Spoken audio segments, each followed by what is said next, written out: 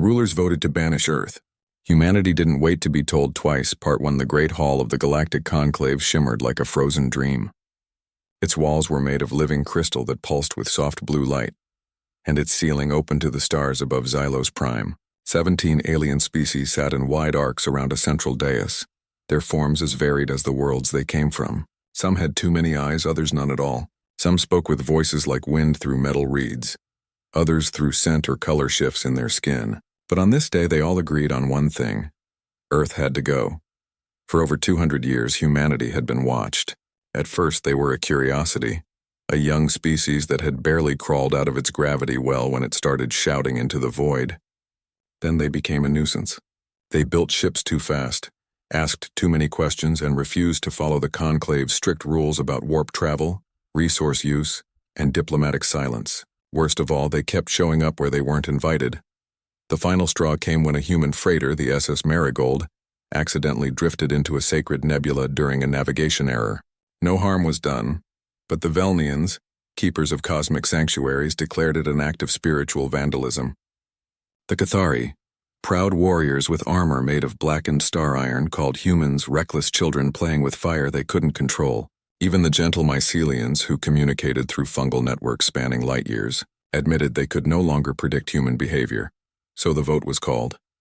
Elder Orlan of the Velnians stood, his tall, slender frame casting a long shadow.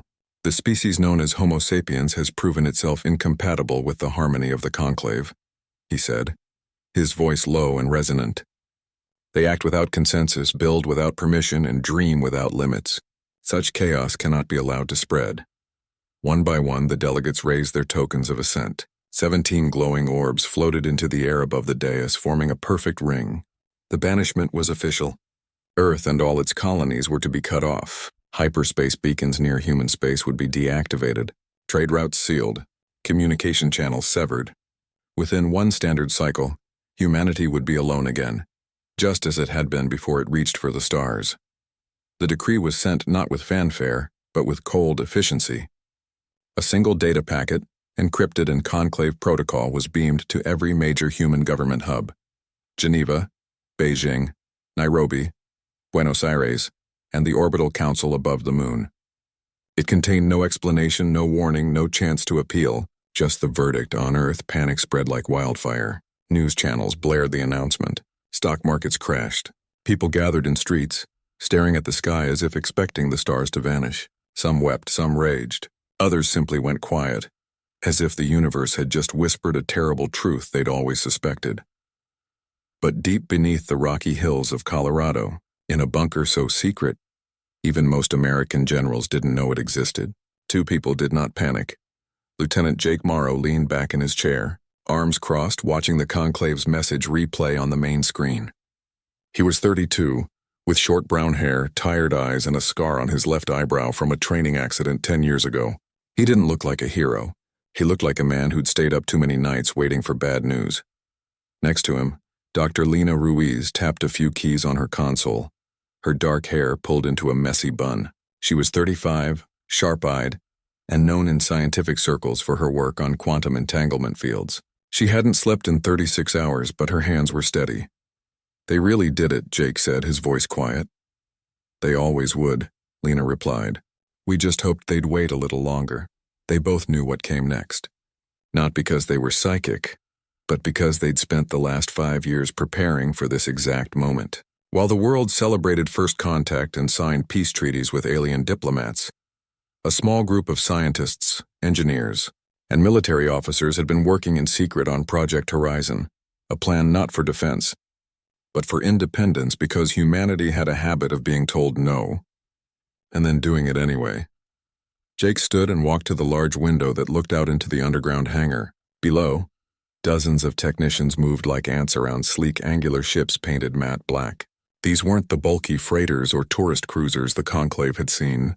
These were fast, silent, and armed with tech the aliens had never imagined, because humans didn't copy. They invented. "How long until the beacons go dark?" Jake asked. 72 hours, Lena said. "After that, no ship can enter or leave human-controlled space using Conclave-approved lanes." "Then we don't use their lanes," Jake said. Lena smiled faintly. "We never planned to. Up on the surface, the world was falling apart. Governments argued over emergency plans. Religious leaders spoke of divine punishment. Conspiracy theorists claimed it was all a hoax. But down here, in the quiet hum of machinery and focused minds, something else was happening. Humanity wasn't waiting to be told twice. Orders were sent through secure channels. Hidden shipyards near Ceres and Titan powered up. Asteroid mining drones were reprogrammed.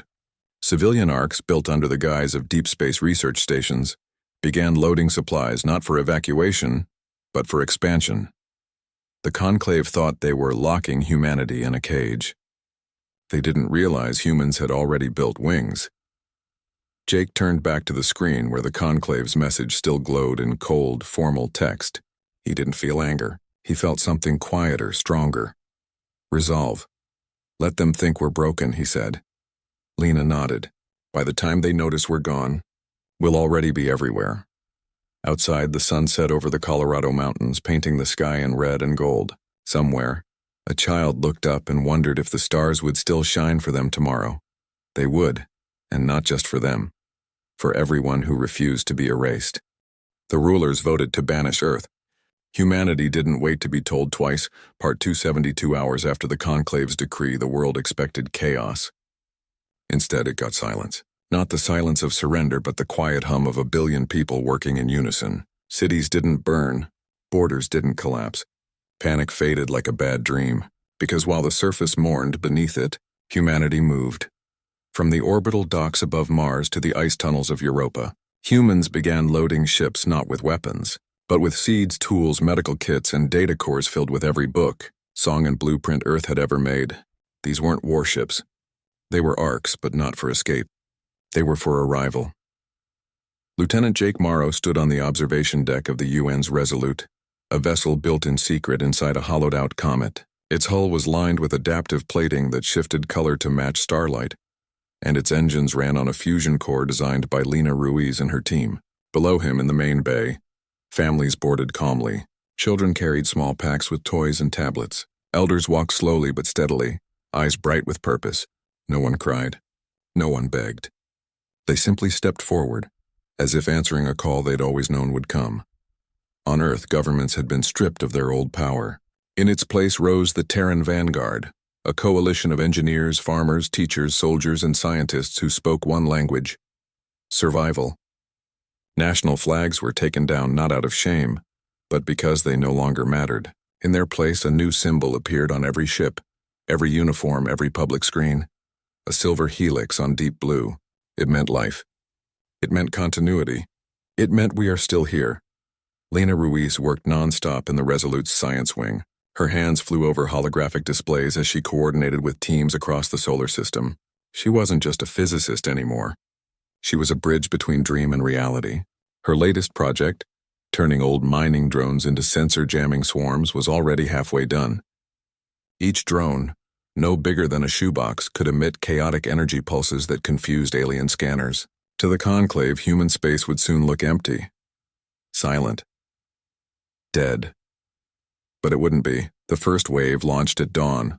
Local time over the Pacific. Not with fanfare, but with quiet precision. 53 arcs lifted from hidden pads in the Andes, the Himalayas, and the Canadian Shield. More rose from lunar craters in the dark side of Phobos.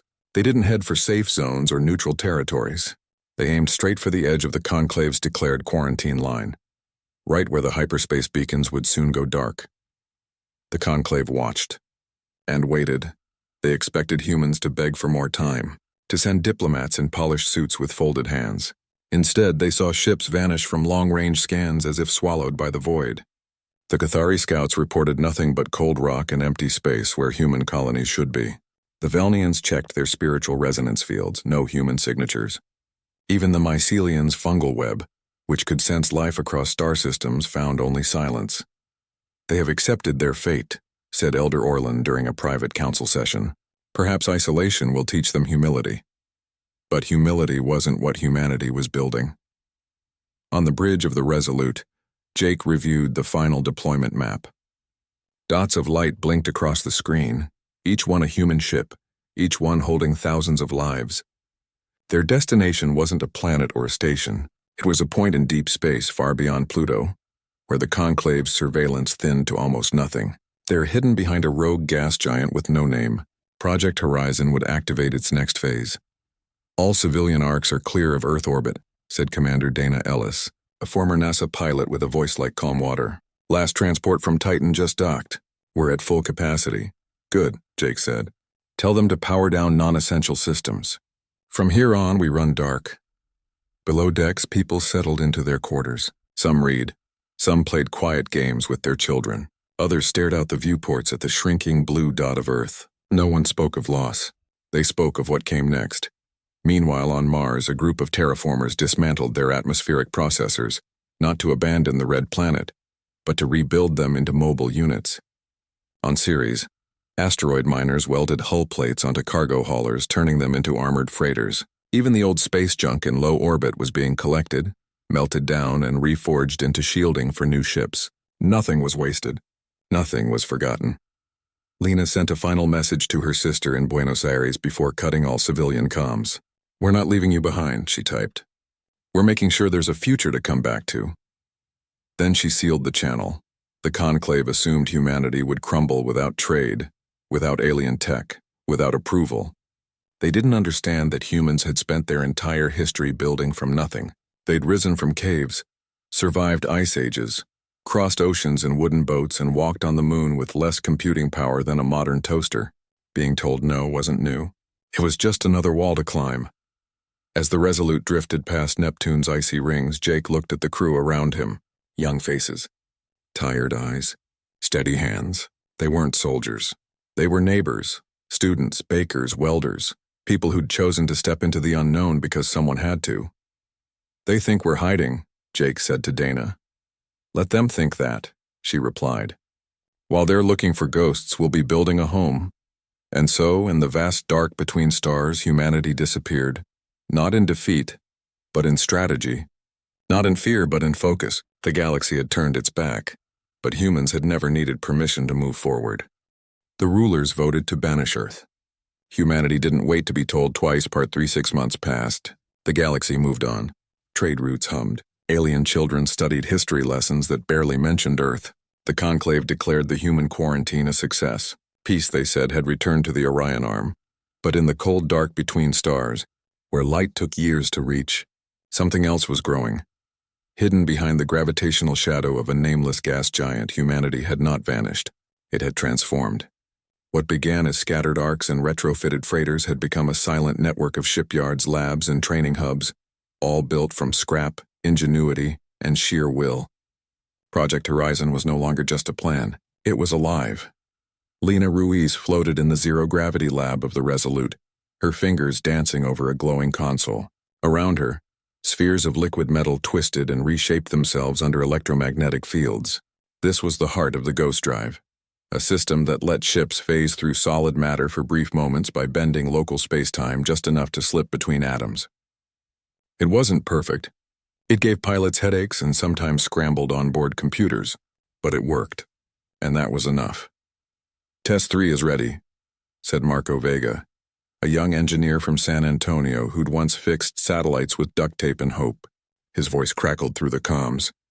"We've got a mock Cathari shield generator set up in Bay 4. Lena nodded. "Run it." On the monitor, a small drone, painted with the silver helix, darted toward a thick metal plate surrounded by pulsing energy fields. As it neared the barrier, the drone flickered, turned translucent for half a second, and passed clean through. Alarms blared on the other side, but the drone was already behind the shield, hovering calmly. "Phase duration, 0.8 seconds, Marco reported. "No structural damage," Lena exhaled. It was enough. Meanwhile, on the training deck, Jake Mara watched as pilots flew simulated missions in Neuralink pods. They weren't learning to fight like the Cathari, brute force and honor. They were learning to move like schools of fish, like swarms of bees, decentralized, unpredictable. If one ship fell, 10 others shifted instantly to fill the gap, not by command, but by instinct. "They expect us to line up and charge," Jake told Dana Ellis, who stood beside him with arms crossed. "We're going to dance around them until they're dizzy," Dana smiled. "Let's hope they don't bring music."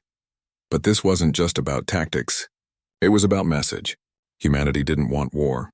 It wanted respect, and sometimes the only language the powerful understood was strength. On Europa, former ice miners now built stealth hulls from frozen ammonia and carbon weave. On Titan, chemists turned methane lakes into fuel for silent thrusters. Even the old lunar rovers were repurposed into remote scouts that could mimic asteroid debris. Every human, no matter their past, had a role. A baker from Chicago now calibrated laser arrays. A school teacher from Nairobi coded evasion algorithms. A retired fisherman from Alaska taught navigation using star patterns no alien database had ever recorded. They weren't building an army. They were building a statement. Then came the day Lena made her breakthrough. While studying old data from a crashed conclave probe salvaged years ago near Jupiter, she noticed a flaw in the Cathari communication grid. Their ships relied on a central frequency to sync shields and weapons. If that frequency was jammed even for 3 seconds, their entire formation would go blind. "We don't need to destroy them," she told Jake that night in the command lounge. "We just need to make them blink." Jake leaned forward. "How long to build the jammer?" 2 weeks. "If we melt down every non-essential comm unit we have." "Do it." As the weeks passed, the fleet grew quieter. Lights dimmed. Engines ran on minimal power. Even waste heat was recycled through ice-cooled vents. To any outside sensor, the region looked empty, just another patch of dead space. But inside, humans prepared then. Without warning, without signal, without fanfare, the Terran vanguard moved, not toward Earth, not toward safety, toward the Cathari shipyards orbiting the molten world of Var. It was the most heavily guarded site in conclave space. Thousands of warships, orbital cannons, drone patrols that never slept. And right into the middle of it all, the Resolute and 12 other ships dropped out of dark space drift. They didn't fire. They didn't broadcast. They simply appeared, like ghosts stepping out of a dream. Cathari alarms screamed. Battle horns blared across the fleet. Warships turned, weapons charging, shields flaring to life. But before they could lock on, the human ships flickered and vanished again. Not gone. Just elsewhere. One reappeared inside a hangar bay, disabling a power relay with a single pulse. Another phased through the hull of a command cruiser, planting a data crystal on the bridge before slipping away. A third released a cloud of Marco's sensor drones, which scattered like fireflies, blinding scanners with chaotic noise. The Cathari fired blindly. Lasers cut through empty space. Missiles detonated against nothing. Their formation, so proud and rigid, began to unravel. On the Resolute's bridge, Jake watched the chaos unfold on his screen. "They're looking for a battle," he said. "We're giving them a riddle." Dana monitored the ghost drive stress levels. "We can't keep this up forever. The phase coils are overheating." "We don't need forever," Jake replied. "Just long enough." Long enough for Lena's jammer to activate. A low hum filled the comms. Then across the entire Cathari fleet, lights flickered, shields stuttered. For 3 full seconds, the mighty armada was blind, deaf, and alone. In that silence, the human ships withdrew. Not in retreat, but in completion. They left behind no wreckage, no bodies, no threats, only one thing. A small crystal floating gently in the command deck of the Cathari flagship. Inside, it was not a virus, not a weapon, just a video. It showed children on Earth planting trees in soil once poisoned by war. It showed doctors sharing medicine with no thought of payment. It showed strangers pulling each other from rubble after an earthquake, smiling through the dust. The message was simple. We are not your enemy, but we will not be erased. As the Resolute slipped back into the void, the Cathari admiral stared at the screen. His armored fists clenched. For the first time in his long life, he felt not anger but doubt. And far away in the quiet dark, humanity held its breath. The storm had passed. Now came the silence that would shake the stars. The rulers voted to banish Earth. Humanity didn't wait to be told twice. Part 4, the Cathari flagship hung in orbit above Var, silent for the first time in centuries. No battle chants echoed through its halls. No war drums pounded. The crew moved slowly, eyes downcast, as if the stars themselves had grown heavier. On the bridge, Admiral Torvak stared at the data crystal left by the humans. He had watched the video 3 times. Each time, something inside him cracked a little more. These were not the monsters the Conclave had described. These were people. Tired, messy, stubborn people who built gardens in broken places and sang songs while fixing broken engines.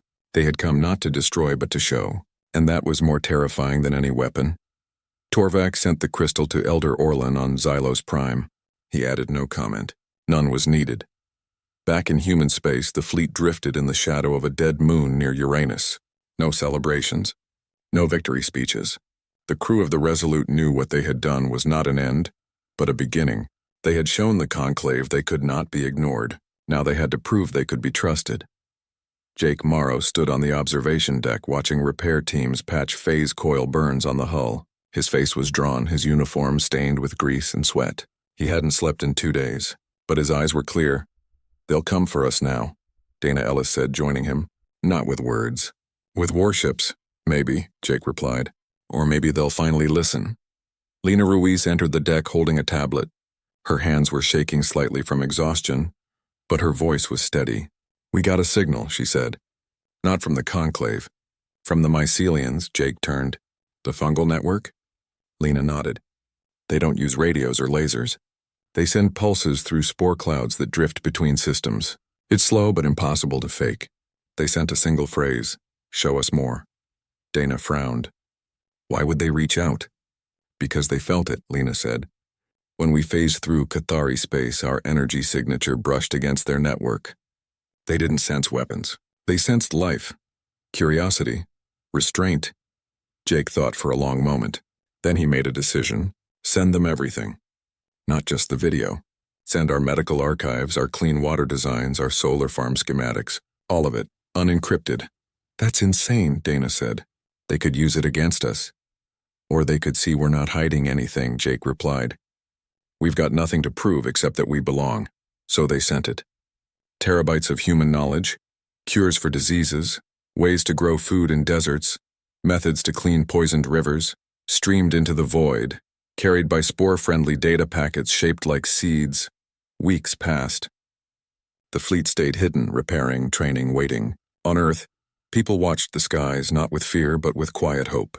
Schools taught children how to build radios from scrap. Farms shared harvests without borders. Even old enemies worked side by side in underground labs, designing better air filters and stronger alloys. Being cut off hadn't broken them. It had reminded them who they were. Then a reply came, not from the Mycelians, from the Velnians. A small vessel no larger than a shuttle appeared at the edge of human space. It bore no weapons, no markings, just a single white flag made of woven light. Jake ordered the Resolute to meet it alone. As the two ships floated side by side in the silent dark, a figure stepped into the airlock. It was Elder Orlan himself. His tall form shimmered in the starlight. His robes made of living silk that shifted color with his mood. He looked older than before. "Weary. You did not run," Orlan said through the comms, his voice softer than Jake remembered. "We never do," Jake replied. "You could have struck deeper. You could have crippled our shipyards, killed thousands. We're not here to win a war," Jake said. "We're here to end one that never should have started." Orlan was silent for a long time. Then he asked, "Why show us your children planting trees?" "Because that's who we are," Jake said. "Not the explosions. Not the shouting. The planting. The healing. The trying again." Orlan nodded slowly. "The Conclave fears what it does not understand. We thought your chaos meant destruction, but perhaps it means creation." He extended a hand, not in surrender but in question. "Will you speak to us?" Not as outcasts but as equals. Jake looked back at his ship, at the faces watching from the viewports. Then he looked at Earth, a pale blue dot far away. "Only if you promise to listen," he said. "We will try," Orlan replied. The meeting lasted 3 days, not in a grand hall but in the quiet of the Resolute's mess hall. Humans served coffee and bread. Velnians shared nutrient paste that tasted like rain. They talked about stars, about loss, about what it meant to protect a future you might never see. Lena showed them how the Ghost Drive worked, not as a weapon, but as a rescue tool. It could pull ships from collapsing stars, reach survivors in wrecked hulls. The Velnians were stunned. They had assumed it was for stealth attacks. Dana explained the swarm tactics not to confuse enemies, but to coordinate search and rescue across disaster zones. By the end, Orlan's robes had turned a deep, calm blue, the color of trust. When he left, he took more than data. He took hope. And as his ship vanished into the stars, Jake knew the real test was coming. Not from warriors, but from lawmakers. Not from fear, but from pride. The conclave would not change overnight, but for the first time a door had opened and humanity, ever stubborn, would walk through it, not with guns, but with open hands. The rulers voted to banish Earth. Humanity didn't wait to be told twice. Part 5. The conclave gathered again in the great hall of Xylos Prime. The same crystal walls, the same starlit ceiling. But something had changed. The air felt lighter, as if the weight of old assumptions had finally cracked and fallen away. 17 species sat in their arcs, but this time, there was no vote to cast, no punishment to deliver. This time, they were here to listen. Elder Orland stood at the center, his robes the color of dawn. Beside him floated a simple data sphere, glowing with soft white light. Inside it held not laws or demands, but gifts. For 200 years, Orland began, his voice calm but firm. We watched humanity as one watches a fire, afraid it would burn the house down. We did not see that it also warms the hands, cooks the food, lights the path in the dark.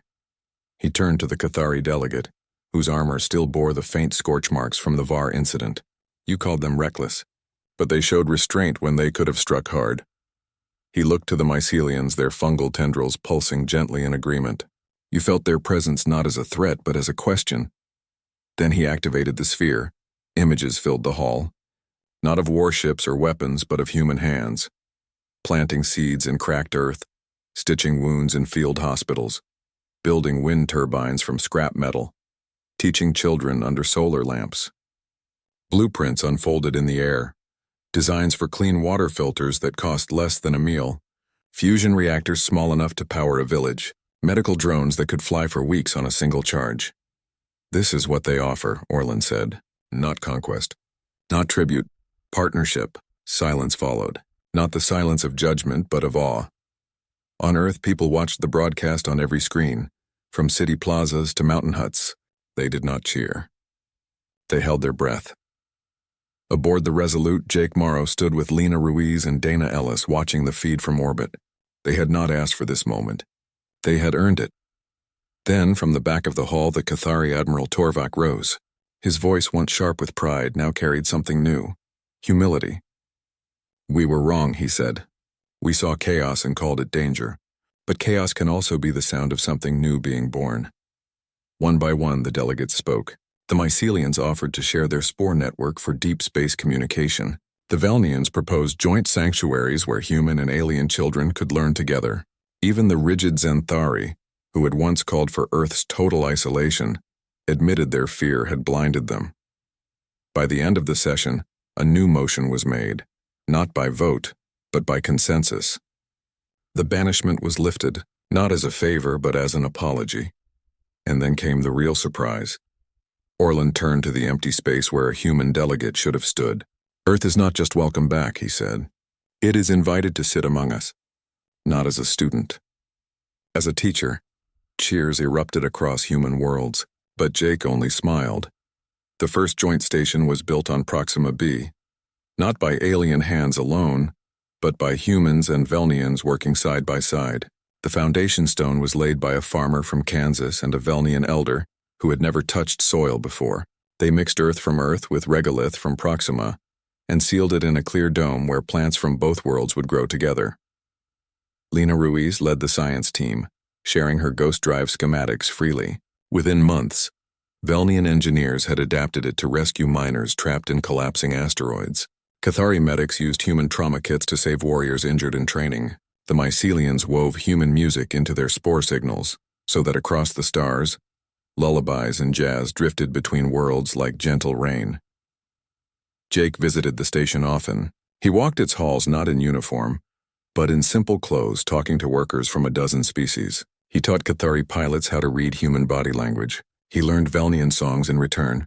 One evening, as he stood on the observation deck watching two suns set over red hills, Dana joined him. We did it, she said softly. We didn't do anything special, Jake replied. We just refused to disappear, that was the truth. Humanity hadn't won with force. It had won by being itself, messy, kind, stubborn, creative. The galaxy had expected monsters. It found neighbors. Back on Earth, children looked up at the sky and saw not exile, but connection. Schools taught alien languages alongside math and history. Artists painted murals of human and Cathari hands clasped in peace. Old borders faded, not because they were erased by war, but because they no longer mattered. The conclave changed too. New rules were written not to control but to include. Every species, no matter how young or strange, would have a voice. The old fear of difference gave way to curiosity. And through it all, the silver helix flew, not as a symbol of defiance but of belonging. Years later, when the first human Velnian child was born on Proxima b, her first words were not in one language but two. She laughed at starlight and reached for the sky with hands that carried the future of two worlds. Jake watched her from a distance, his eyes warm. He thought of the day the conclave had voted to banish Earth, how small and alone the world had felt. Now it was part of something larger, not because it had conquered, but because it had cared enough to keep trying. Humanity hadn't waited to be told twice, and the galaxy, at last, was glad it hadn't.